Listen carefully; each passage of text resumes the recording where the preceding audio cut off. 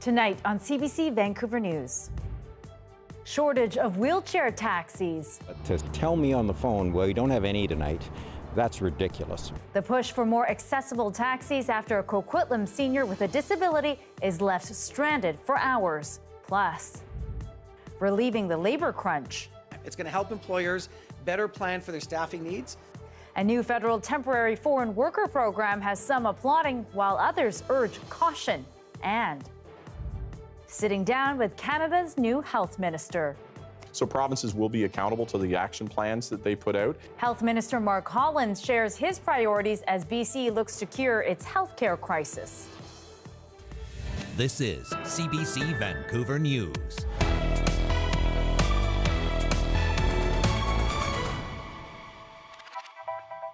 Good evening, I'm Lien Yeung. Thanks for joining us. Anita is away tonight. A senior who lives with a disability was stranded for hours yesterday in Coquitlam, forced to wait for an accessible taxi. The city's mayor is furious, saying taxis in the Tri-Cities are required by license to have wheelchair taxis available. But as Joel Ballard reports, advocates say it's just one example of a province-wide problem. The mayor of Coquitlam says he got a call. A senior in his community who uses a wheelchair was stuck, unable to find an accessible taxi to take him home.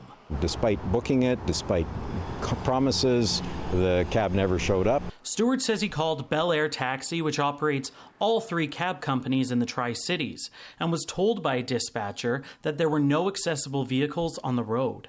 The Passenger Transportation Board will give you taxi licenses, a percentage of which are wheelchair taxis, and they're required to operate them. It's an issue the mayor says he's been battling for years. But the taxi company says it's due to staffing shortages. There's no lack of wheelchair taxis. We have a shortage for wheelchair drivers. Nan says many drivers have left the industry for Uber or Lyft. It was also a long weekend. And on top of that, he says only a certain number of drivers are trained to operate accessible taxis. For disability advocates, it's all too familiar. I was frustrated but not surprised. McCain says inaccessible transportation has been an issue in BC for decades. So a bad experience with a taxi, with not being able to access a taxi, may stop the person from making plans the next time or trying to get out in the community. The Disability Alliance of BC says the province and the private industry need to work together to make sure that this is dealt with once and for all. Accessibility is a human rights issue. So when it comes to human rights issues, we should take every measure to ensure that we're not perpetuating harm. The Passenger Transportation Board, which oversees the taxi industry, didn't respond to repeated requests from the CBC. But the province says it's committed to reducing barriers for individuals with accessibility needs. It launched a program this year which provided funding for taxi companies to maintain their accessible cabs. Still, Stewart wants to see immediate action. Figure it out or else introduce some more competition so that someone else will do it. After more than 3 hours, the senior was picked up and taken home. Joel Ballard, CBC News, Coquitlam. Labor shortages have been a regular problem in Canada's economy. Now the federal government says it wants to help businesses fill jobs by making it easier to hire temporary foreign workers. And while some welcome the move, lawyers for migrant workers have concerns. Liam Britton explains why. Across Canada, the signs are clear. Bosses are looking for workers. The pandemic brought labor issues into focus, some sectors in desperate need of employees. Construction, trucking, hospitality, agriculture. There's more we could grow than we can harvest. We could grow more food. It's labor is our main constraint a lot of the time. We need a skilled, agile, and inclusive workforce to support a growing economy. Canada's new employment minister says his government can help. Under the temporary foreign worker program, so-called trusted employers who've repeatedly brought temporary workers to Canada while following program rules can keep employees for 3 years instead of the usual 18 months. Their application process will also be streamlined. The pilot will cost just over $29 million. This investment will provide sustainable services at a crucial time. It's going to help employers better plan for their staffing needs. The program is good news, says Mutz. I think it's a good thing. It's something that, as an industry organization, BCAC and Wally, we've been asking for. It's a streamlined process that'll help employers who want to go above and beyond. The minister says Canadians can rest assured that these workers will be treated fairly. So let me be really straightforward and clear. Migrant workers have the same workplace protections and rights as Canadian and permanent residents, full stop. But a lawyer who works on cases involving migrant workers says the government has a poor track record. We see countless cases of employees having wages stolen, paying high recruitment fees, being fired because they're injured, they got injured at work, being told not to file WorkSafe claims, being repatriated. So these are really extreme issues. Boissonneau says the government is taking action on those who violate the rules. He noted 2,000 inspections over 12 months and $1.5 million in fines for bad bosses, with 6 banned from the program. Agricultural employers can begin applying next month. Others can apply in January. The pilot is set to last 3 years. Liam Britton, CBC News, Vancouver.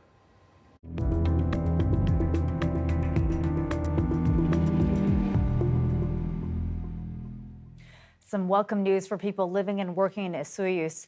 The city has lifted an evacuation order for 132 properties near the Eagle Bluff wildfire.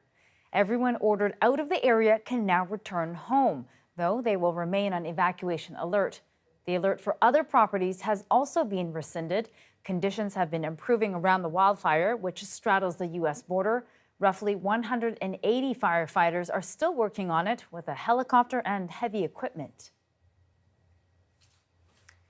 24 people in BC have died from drowning so far this year. Now a video campaign is trying to remind people about the risks. We really wanted to come across with something that was powerful and visual for people to see and recognize. Hirakita says it was a conscious choice to have a young man featured in the campaign. The BC Coroner Service says 78% of people who have drowned in the last decade were men. On average, 76 people in the province die from drowning every year. Experts are worried about marine life on the West Coast. Parts of the Pacific Coast are experiencing an extreme heat wave. New data was published over the weekend from the U.S.-based NOAA. It shows there are some areas of the Pacific Ocean as listed as a Category 4 marine heat wave, the highest category possible. Some experts say that can be dangerous for native species used to more typical cold waters. It could cause issues up the food chain as well for species like salmon that would prey on smaller animals. At the same time, BC's prolonged heat and drought has the province reducing fishing time in several areas. It's something we're probably going to have to get used to over time.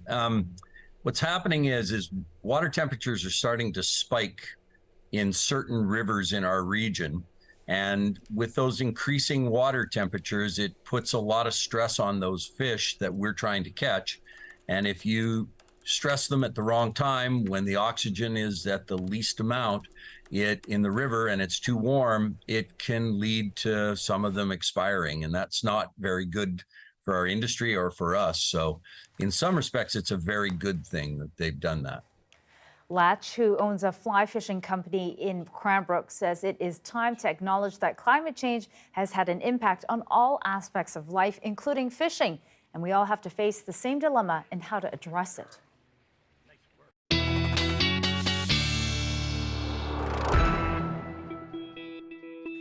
And Darius Mandavi joins us now with a first look at the weather. And Darius, a concerning graphic you've got there, and it looks like that heat wave affecting more than just the Pacific.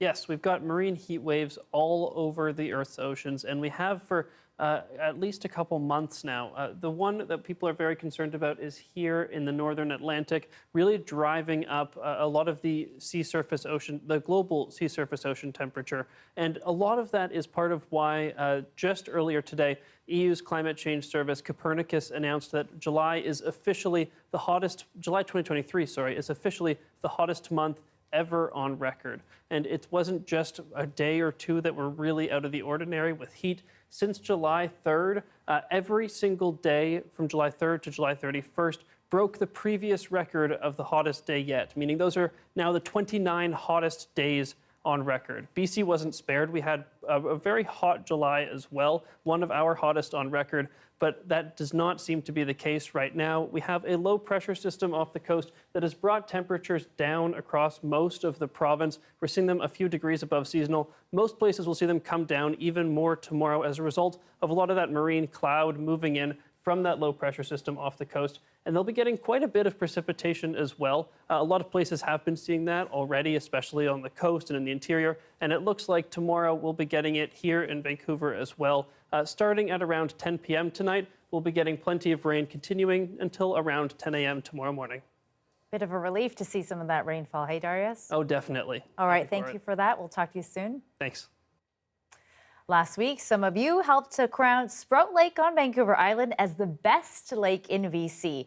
But across the province, there are plenty of great lakes and plenty of tales about the creatures that may lie beneath them. Our Justin McElroy has more on why our lakes seem to attract stories of myths and monsters. At BC's best lake, you'll find Indigenous petroglyphs, with a sign that says some of the images might depict a serpent or a part whale, part wolf. Sprout Lake defeated Shuswap Lake in the final, and that lake has its own monster, with a sighting just last month. And next to Sprout, Cameron Lake has had its own intermittent sightings throughout the years. Beautiful though they may be, lakes hide secrets, legends, myths, lores. But why lakes and not oceans or rivers that invite such superstitions? The answers are as deep as these lakes. But human curiosity is insatiable. We always want to find something new. We get tired with the regular, the mundane, the normal. I had to speak to the person who has spent decades in BC, taking tips of mysterious sightings in lakes and trying to identify what they could be. You go to the logical ones first. When you've eliminated all of them, what are you left with? You're left with a mystery. And that mystery is the thing that has kept us going since 1989. John Kirk says there are particular reasons BC has so many lake stories. Our sheer number of them, the fact many of them are near towns where there's the chance for sightings, the abundance of food sources. But there's also the innate desire to wonder if there's something more. We need to keep having this sort of mystery in our lives to make our lives far more exciting and adventurous than it can be. Perhaps BC's best-known lake creature is an Okanagan, but to those who have been here for centuries, it's less of a monster and more of a protector. It refers to just being mindful of our responsibilities to protect water for all walks of life, human and animal alike. You might know it as the Ogopogo, but the Silks Okanagan Nation gained copyright over what they called the Nahatnik in 2021, and Kobo understands why its story and those of other lake creatures continue being told. There's an inherent mystery to it. I think it's because we don't understand the full potential and power of water in and of itself. Every lake has different stories, sometimes told by different people, but as long as there are deep waters, new ones will rise to the surface. We have to be creative and critical as to how we understand those and perceive those stories, of course. But at the same time, sometimes it's just good to hear a good old-fashioned tall tale and just be in a moment, share that moment with someone, share that passion with them, and celebrate their excitement for life. Justin McElroy, CBC News, Cameron Lake. The federal government released a policy paper today aiming to clean up this country's energy system. The policy places onus on the provinces to commit to net zero power grids by 2035. And that's not just important to fight climate change, although it is important to fight climate change. It's important to decarbonize not only the electricity system, but our transportation system and our buildings. But it's also critically important to the economic future of this country. Leaders in Alberta and Saskatchewan say the 2035 goal is unrealistic. They're hoping for a 2050 commitment, but Wilkinson says he won't be drawn into a fight over the targets. And if provinces want help from the federal government, they will need to aim for its timeline. The man who's synonymous with rock and roll in BC and Canada is now getting his own special day at another local institution. Back to the talent section of things, ladies and gentlemen. The PNE has announced August 31st will be Red Robinson Day at the fair. Robinson is credited with being the first DJ in Canada to play rock and roll and began emceeing shows at the PNE in the 1950s. He later introduced Elvis Presley and the Beatles for their massive concerts at the old Empire Stadium. The end of summer tribute will include a bench dedicated to Robinson as well as a video. Red Robinson died in April just after his 86th birthday. More than a dozen British Columbians have been newly appointed to the Order of BC. It's the province's highest form of recognition. Joel Ballard caught up with two recipients, a pair of nurses who dedicated their lives to serving others. My husband won't recognize me anyway. It's the easy banter of a decades-long friendship, forged through their work as nurses on Vancouver's downtown east side. We've had a very long career and a career together, which is highly unusual. Ivana Brennan and Susan Giles are two of the recipients of this year's Order of BC. I burst out crying. I just thought, what? And I thought, they've got to have made a mistake. Two nurses from the downtown east side? Really? Thank you, sweetheart. The pair have worked on these streets for more than 40 years, through the HIV epidemic, growing homelessness, and the toxic drug crisis. It was before the word harm reduction was coined that we were learning about needle exchange and that kind of thing, right? And how to do real low barrier care, which, you know, as nurses, we think we have so much power. We're the nurse and you're not. Well, no, that doesn't work. To many people living here, Ivana and Susan were known affectionately as Mama and Auntie, handing out their personal phone numbers. With a blue knapsack filled with medical supplies slung over their shoulders, they brought accessible care anywhere. So you had to have a home, a phone, and a family and friends. Well, they had none of those things. So trying to find people, go to where they are at, might be in a bar, might be under a stairwell, might be in a park. Over the years, the women have seen a lot. Their work focused on empathy, most of the time. But we have no empathy for mice. Anybody that had mice in their rooms, I said, I'm sorry, but we would your scream and run out the door. Might have to fall off because I can't do it with a mouse in your room. Inside a bagel bag, if you can believe it. The Order of BC recognizes exceptional British Columbians who have made an outstanding provincial, national, or international impact. The pair are among 14 recipients this year, including Deadpool himself, Ryan Reynolds. Well, I went to high school in Kitsilano High, and so did Ryan Reynolds. So you see, we have a connection. Oh, yeah. Might be a few years apart, sure. but you could be his mother. I know, yes. A ceremony will be held in the fall. Their legacy forever cemented. Really sends us out in style. Yeah, yeah. I think it really sends us out. And also recognizes through us the fact that folks that live in the downtown east side matter. They're not just throwaway people. Cheers. Cheers. Joel Ballard, CBC News, Vancouver. And this year's other Order of BC recipients include Dr. Penny Ballum, Dr. Jane Buston, Peter Cullis, Sam Feldman, all from Vancouver, and Gordon Fife of Saanich, Bing Giraud of Winlaw, Chief Councillor Harold Layton of Prince Rupert, Sue Paish of North Vancouver, George Rifle of Vancouver, Ryan Reynolds, aka Deadpool of New York, Daljit Thind of Vancouver, and Patricia Warrich of Surrey. Meeting our new federal health minister. Lots to talk about with Mark Holland about his new portfolio, access to healthcare, federal funding, and preparing for the next wave of the COVID-19 pandemic. That conversation still to come.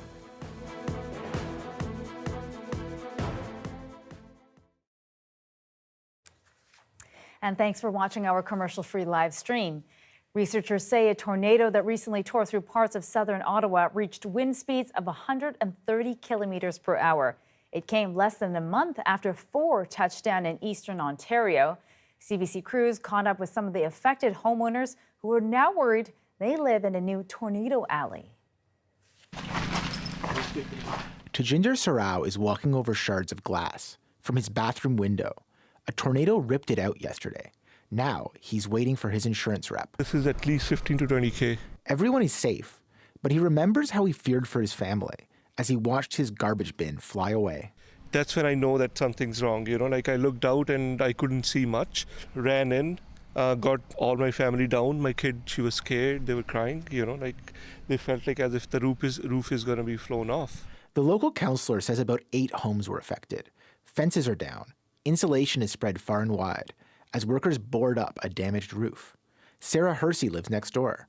She feels like Ottawa is the new tornado alley. We're now like the Texas of Canada. Hersey saw the funnel cloud form. And we saw like spinning. It spun her through a strange mix of emotions, shock, fear, and numbness, but also excitement. Yeah, it was like a tragedy, but it was also like, wow, this never happens in the creeks. Yet South Ottawa is getting used to tornadoes. This is the 3rd one this season.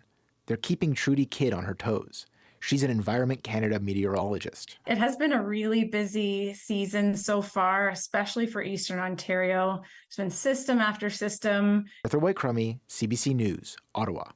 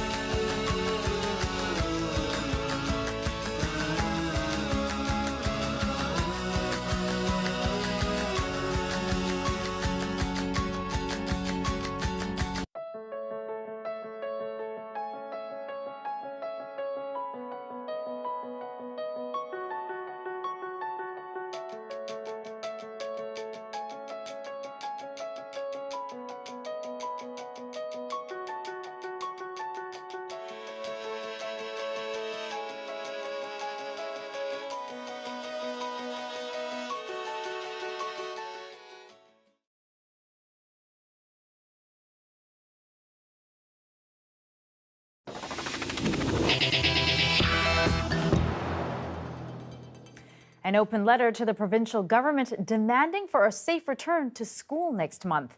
The advocacy group Protect Our Province BC says it doesn't want a repeat of last year's health situation. They say that last fall, schools were dealing with 3 prevalent infections: COVID-19, RSV, and influenza. They say steps can be taken to prevent deaths, straining our healthcare system. Among their recommendations is bringing back the mask policy, better ventilation, and providing rapid antigen tests to students and staff. Well, it's been about 2 weeks since Prime Minister Justin Trudeau shuffled his cabinet. Some new faces have taken on some key roles, including Mark Holland, who is now the health minister. I spoke with him earlier today. Here's part of that interview. I asked him whether we could see a national inquiry into our federal COVID-19 response, something that more than a dozen Canadian doctors and health advocates have asked for in a sweeping piece in the British Medical Journal. Well, first of all, I think we celebrate what went well in COVID, and how resilient we were as a community, as communities, how great the uptake was on getting vaccinated, and all the death that was averted. We also can look at areas, as you say, like long-term care, where things didn't work and where there were incredible tragic outcomes. And so, learning the lessons of COVID to make sure that we have the greatest reduction of possible of harm is absolutely essential. And that is an ongoing iterative process. That's something that we're doing in myriad ways right now. And I'm having a conversation today. I was here with Talib, who's an MP on ours with the Liberal Party, having a conversation with Don Davies. I'll be talking to Peter Julian tonight. It's just while I'm out here, having conversations with members and having conversation with stakeholders around what's the best and most useful way. Well, it's still prescient. Well, it's still in our minds. Well, that trauma is still being felt, to make sure that we have review mechanisms that really capture the best practices to make sure that, God forbid, that we see another variant or that we see some other form of pandemic, that we really have a much stronger experience and that we can use the learning to make sure that we avoid the worst outcomes. They say that right now the current systems are a bit of a patchwork. So are you ruling out that we could be having a national inquiry? Well, I think you're right to say that it's patchwork. I mean, I think one of the things that we found was that as we developed the science and data of what were the best approaches, getting that down to the community level and having those the seamless interface of sharing information wasn't always there. Interoperability is extremely important, our ability to share data and understand what's going on, as well as being able to get strong and effective messaging at a local level that people trust. So there's a lot of learning that's there. I think that I understand that wanting to jump to the end of the process. I've been in this job for 10 days. I'm in a data collecting mode. I want to really make sure that we get this right. And so, you know, your predecessor also signed a big deal, of course, with all of the premiers across the country. And earlier in June, we got a bit of a top-up here in BC. There was a bilateral deal with BC and the federal government. Could the provinces be potentially seeing more money this fiscal year? Well, yes, they are. You're absolutely right. There's a $2 billion top-up that's right now to help right now with the needs of healthcare. And we've also struck a deal to invest $200 billion more into the health system.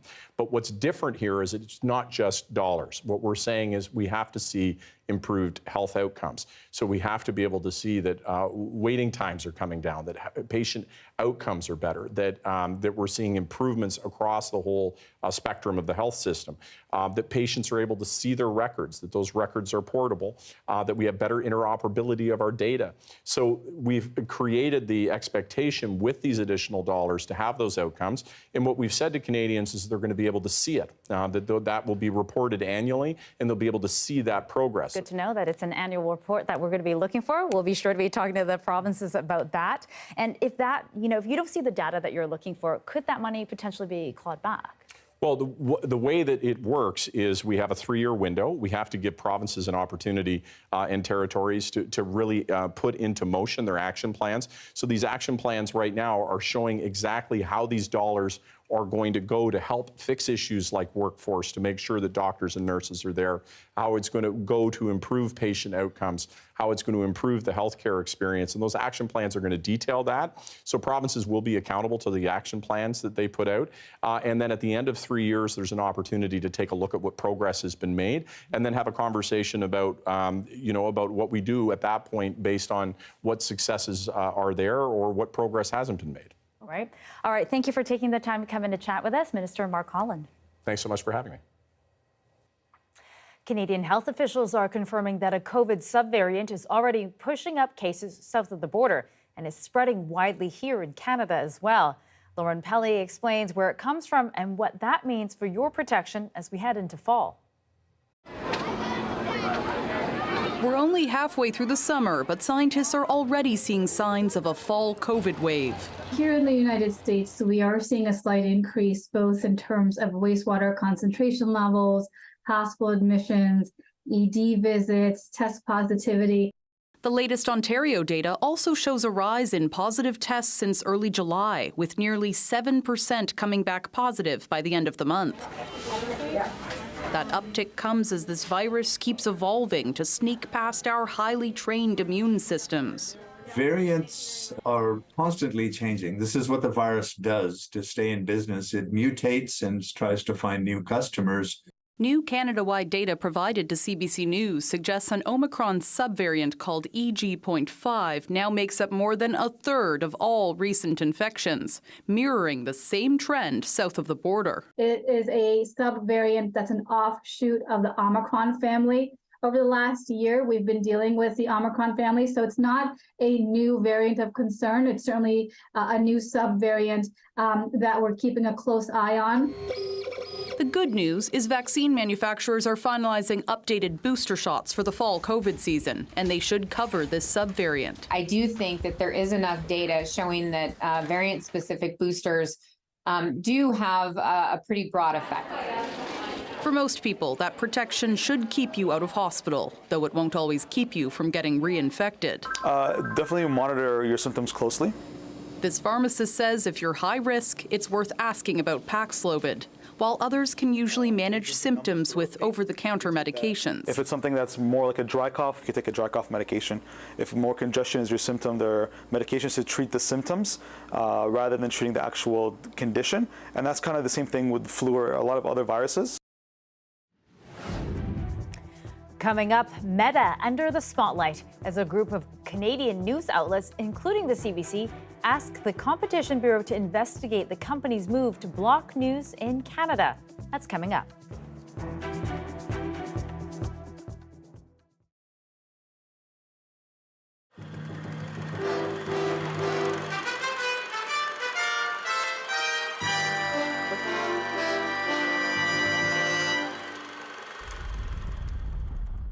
Kilometer after kilometer, mud lines the roadside, 17 slides in a matter of hours. You could hear thunder like just coming your way, and then hail started happening like moments afterward. Jordan Williams lives along Highway 99 near Cache Creek. He had minutes to grab his things and get out. The most notice I had was I looked outside and our neighbor burst in. He said there's a river right outside the house. He's thankful to be alive, but not everyone was that lucky. A powerful force of mud and debris came rushing down this mountainside. It was so strong, it swept away a woman who was driving by in her vehicle. Police tape is still up and rescuers are here today scouring the area, but this has now been turned into a recovery mission. 67-year-old Valerie Morris is missing, but remarkably, her husband managed to escape. In this case, you had a lot of debris coming with it, which caused the vehicle to be pushed all the way down approximately 350 meters from the roadway. Officials are blaming these mudslides on last summer's Elephant Hill wildfire. It got rid of vital trees and roots. When we had that intense storm and the thunder, lightning, and hail, it caused the ground not to be able to absorb that fluid, and thus causing basically the landslide. Now homes on either side are filled with dirt, parked cars encased in mud, impossible to move. It's really hard on them because we just haven't fully recovered from last year. It was really an extreme event. It was a couple of months there where people were in danger. But the worst may not be over. Until the ground returns to normal, there could be more freak mudslides, meaning the 2017 Elephant Hill wildfire could haunt residents for years to come. Anita Bath, CBC News, Cache Creek.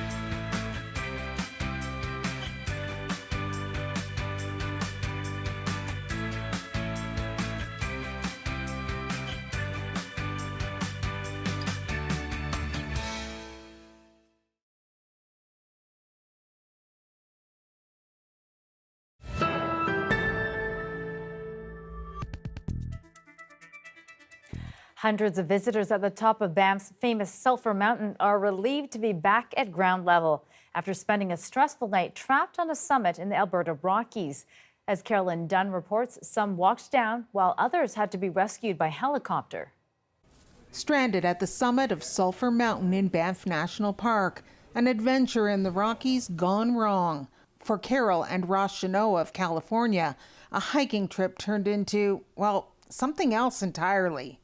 Yeah, well, it really reminded me a bit of a refugee camp. People huddled up with these silver blankets around them, and there were about 300 people all told, so on the 4 different floors. The gondola up Sulphur Mountain was brought to a standstill by a storm and town-wide power outage Monday night. The popular tourist attraction is about 130 kilometers west of Calgary, near the Banff town site. Its peak is nearly 2,500 meters above sea level. When the power went out, up to 500 people were stranded, some at the top, some trapped inside the gondola cars. Really, all we could think about initially was, oh, those poor people that are coming up. We got all the folks who were stuck on the cabins off the cabins. However, we're unable to operate the lift to bring all of the guests and staff at the upper terminal down safely. Some braved the 5.5-kilometer hike or run down a challenging trail. Others spent the night, about 12 hours at the visitor center. Some of them were frustrated with what they say was a lack of communication and being fed mainly cookies and candies from the gift shop. For me, it's not enough.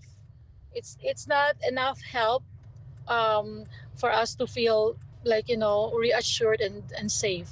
The company says it's proud of its team's safety and hospitality response. This was a very unprecedented event at the gondola. We have not, in the last 20 years, had a shutdown of this magnitude with that many guests at the top of the mountain. The remaining guests were safely evacuated by helicopter this morning.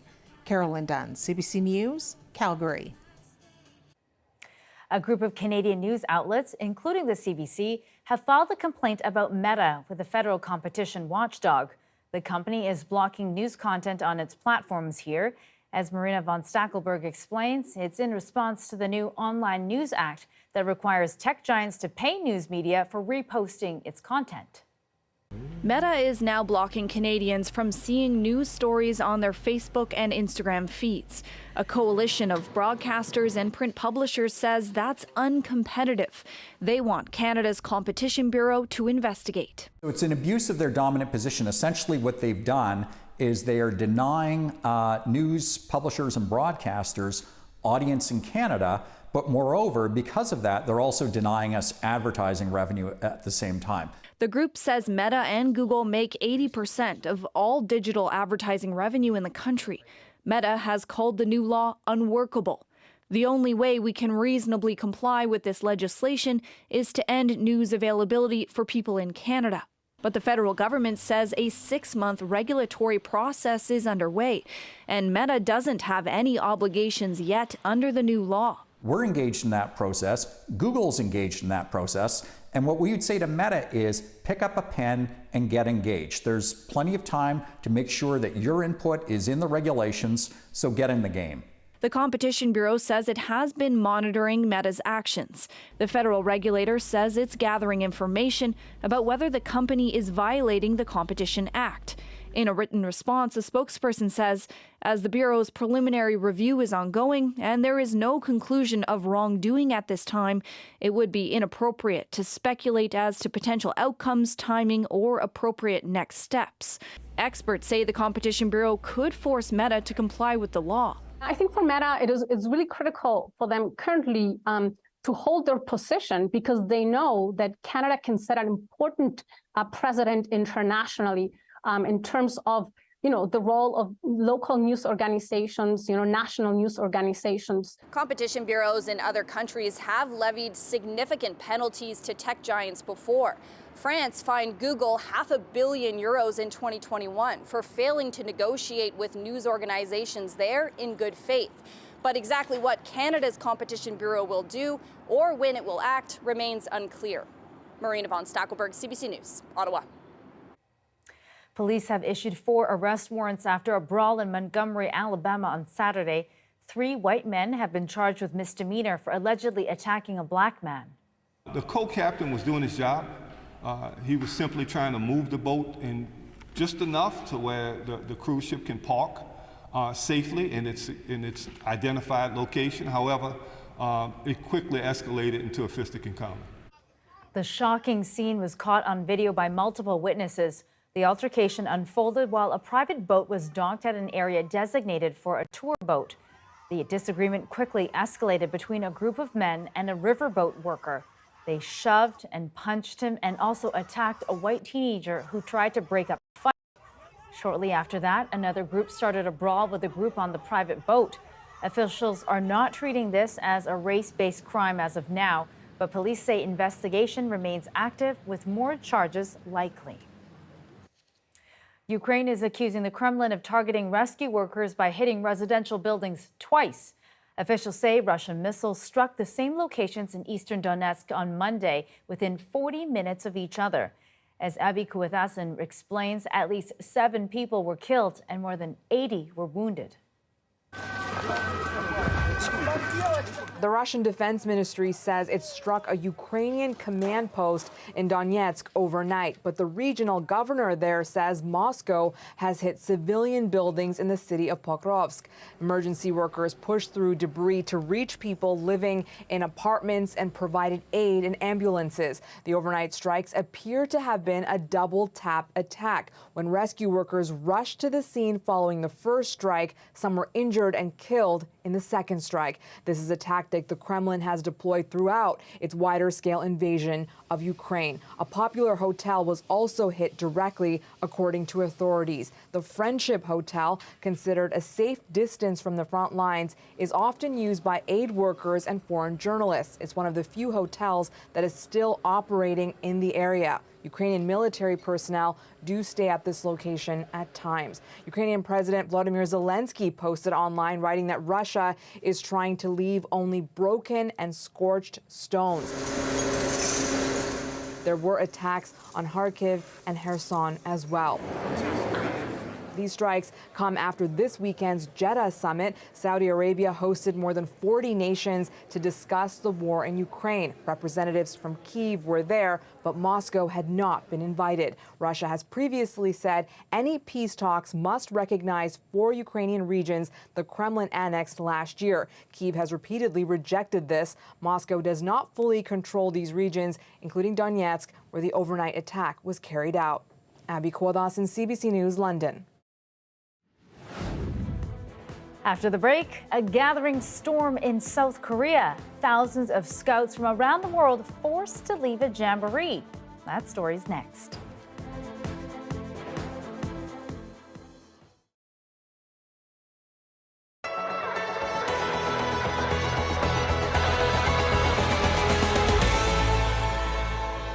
If you're here on PEI, chances are you've seen photos like these online. It was quite the find. Like, I was hoping to find sea glass or, driftwood, not a shark. So here's what we know so far. Quick note, the official name of this sea creature is the white shark.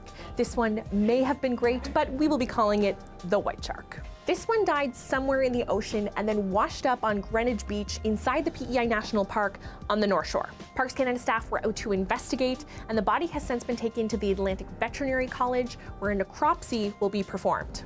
A necropsy is a post-death examination on an animal to figure out how and why it died. So, are white sharks new to island waters? Definitely not. White shark teeth are believed to have been used in Mi'kmaq burial rituals going back at least 1,500 years. Wow. And one of the largest white sharks ever caught was caught off the coast of Albertine in the 1980s. What? OSearch tracks and tags white sharks around the world, but researchers say there's many more out there than just these. Their population is rebounding incredibly. This researcher says we should get used to seeing and hearing about more white sharks in our region going forward.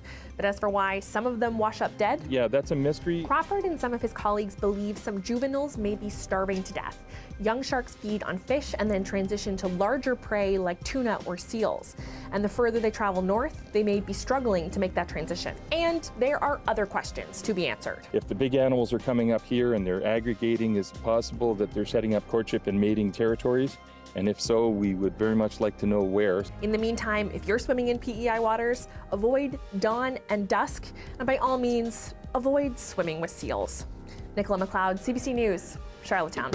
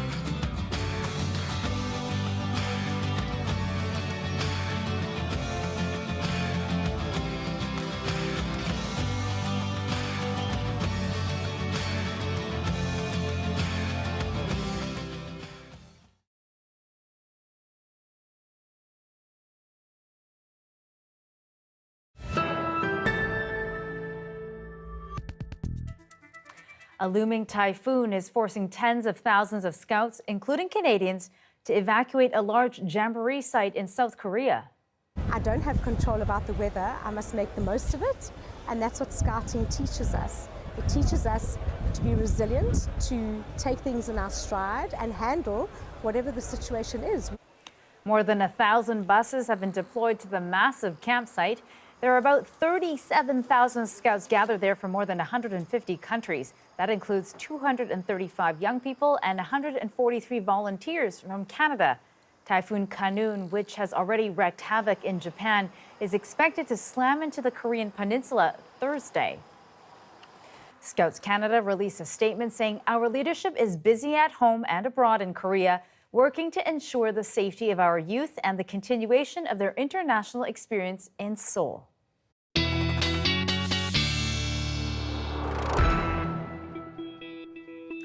Darius is back with more on Typhoon Kanun. So, what can we expect? How bad is it expected to be? Well, fortunately, it has weakened somewhat since we were checking in with it last week.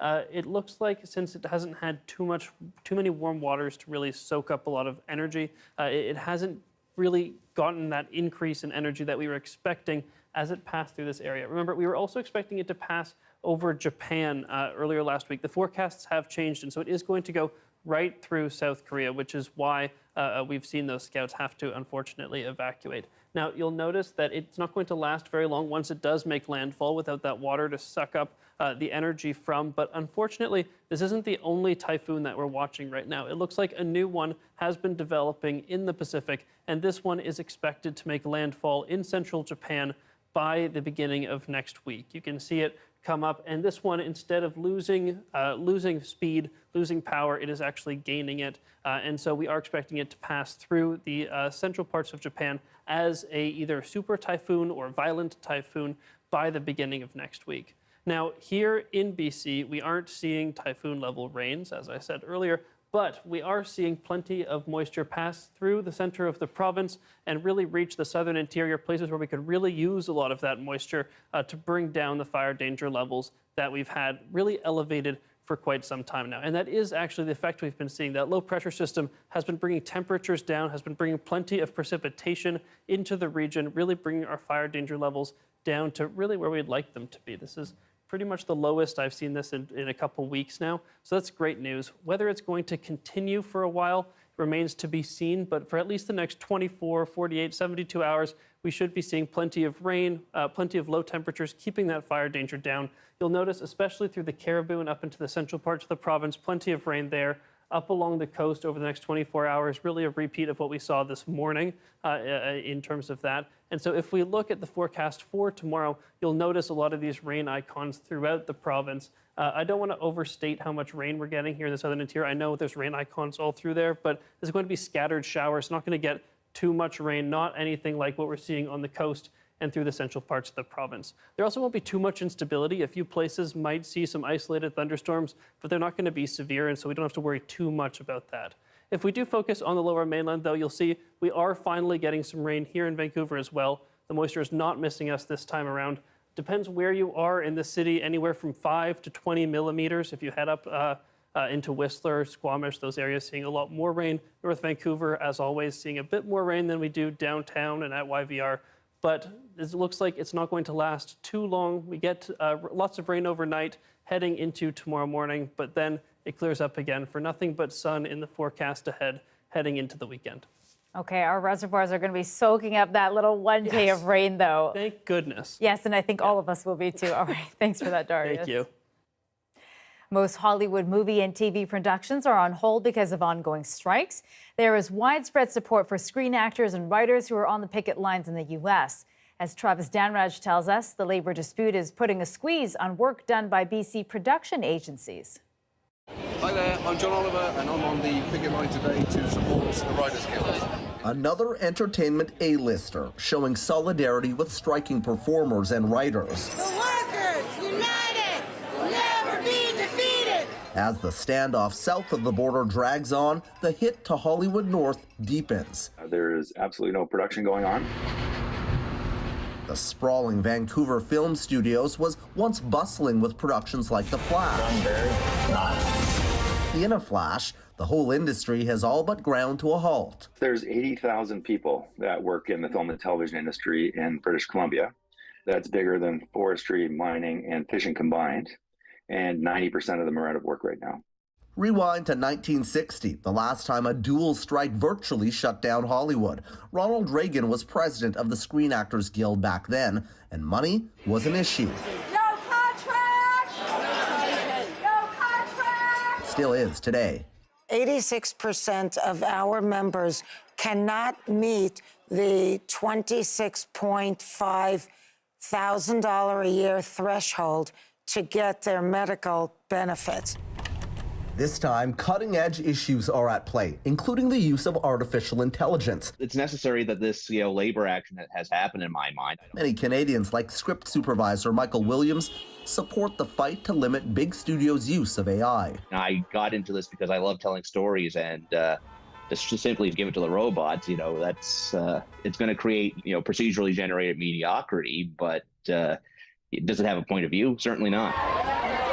The Toronto International Film Festival is just a month away. It will still go on, but without big U.S. stars if the strikes aren't settled.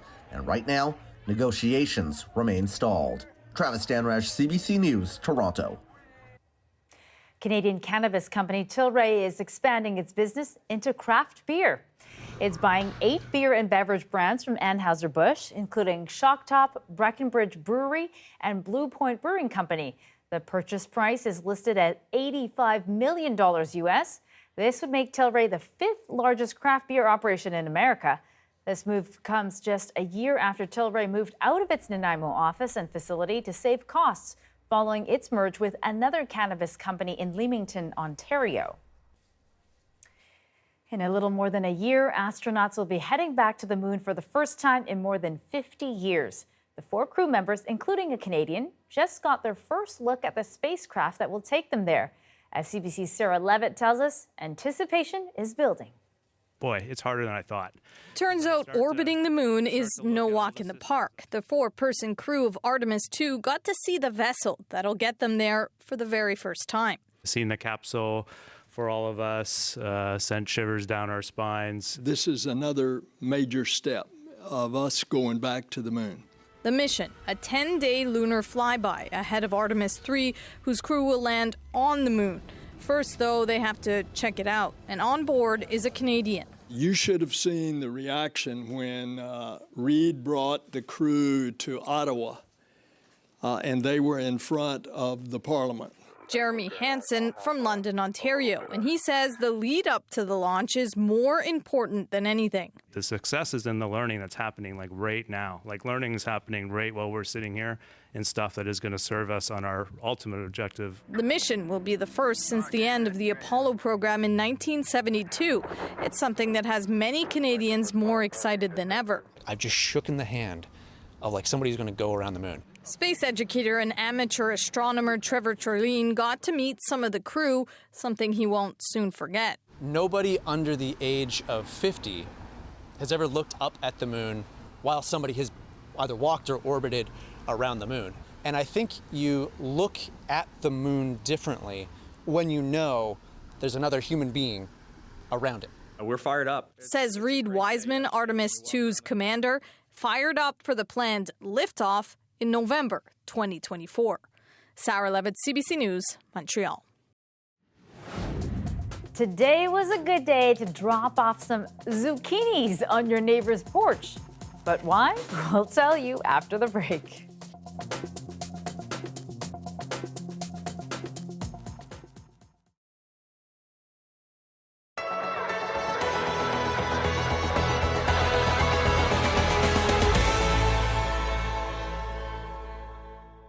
She's coming to Canada. She's coming to Canada. She's coming to Canada. She's coming. Taylor Swift is coming to Canada. Many of Taylor Swift's Canadian fans took to social media today to express their excitement. I knew she wasn't going to just skip over Canada. Taylor Swift has released 6 new Canadian tour dates for November of 2024, with all 6 shows scheduled for the Rogers Centre in Toronto. We already registered for tickets this morning to buy them next week. I'm really excited to go.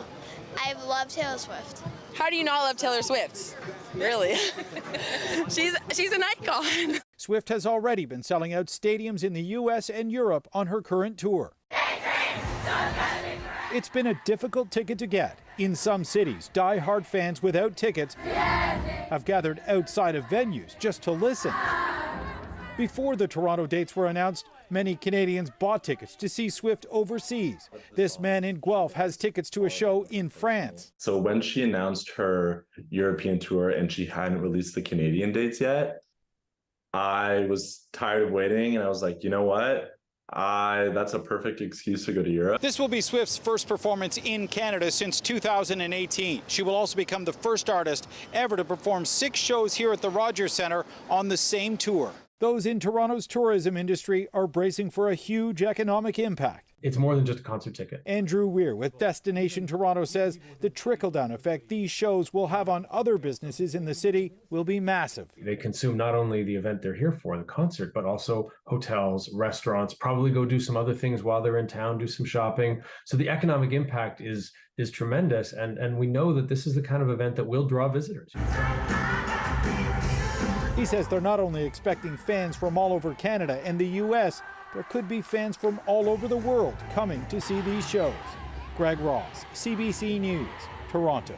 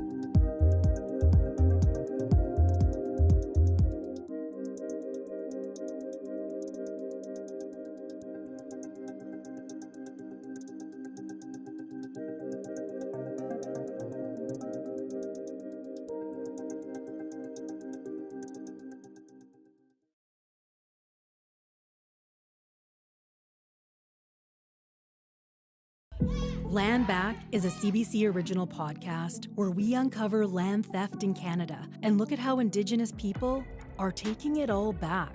Land Back is out now on CBC Listen or wherever you get your podcasts. Hi, I'm Amy Bell, and here's what's in your CBC Vancouver inbox.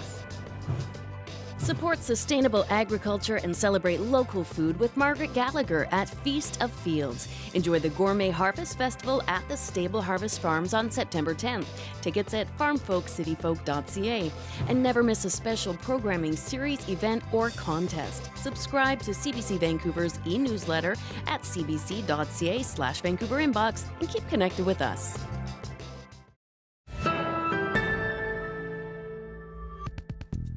Well, just in case you don't know or forgot, today is National Sneak a Zucchini Onto Your Neighbor's Porch Day. It encourages gardeners to share their bounty of the plentiful green squash. Callie McTavish went down to Terra Nova in Richmond to speak to one farmer about how sharing her produce is spreading joy. My name is Liz, and I'm here today to talk about my zucchinis and hopefully give some away. Would you like to do the honors? Yeah, sure. Okay, so the big guy there. Oh, yeah. We're in Terra Nova Gardens in Richmond. It's a beautiful, beautiful, amazing garden, and it is lush and vibrant. Have you heard of Leave a Zucchini or Sneak a Zucchini Onto Your Neighbor's Porch Day? I think it's a really apt name because that is what I've been doing. You know, when I see people walking by and I have too many, I say, please take one. I think they're delicious and they're so forgiving. I'm a new gardener and I have no idea what I'm doing, so I am so thrilled that I can grow anything. So these ones are very successful. I love the treasure hunt of looking in the leaves and finding them. I took a basketful to a friend who was having a party, and they were all the gifts, the favors, and they were very much enjoyed. I think I'll take it to Wendy. Wendy is a phenomenal chef. It's so lovely to hear something so positive and the idea of sharing these incredible little delicious vegetables with everybody. I think it's unique and lovely. What a nice thing to be able to pass on to people, you know, and then I think it's a lovely gift. What a lovely idea, a beautiful thing to do with your produce. I hope someone drops one off maybe at my house today or maybe my mom's. She makes a really mean stir fry with a zucchini. All right, that's it for us tonight. Thank you for joining us on CBC Vancouver News at 6. You can always watch us on CBC Gem, our free app, as well on our website, cbc.ca. And Dan Burrett will be here with your late local news at 11 o'clock right after the National. Have a good night.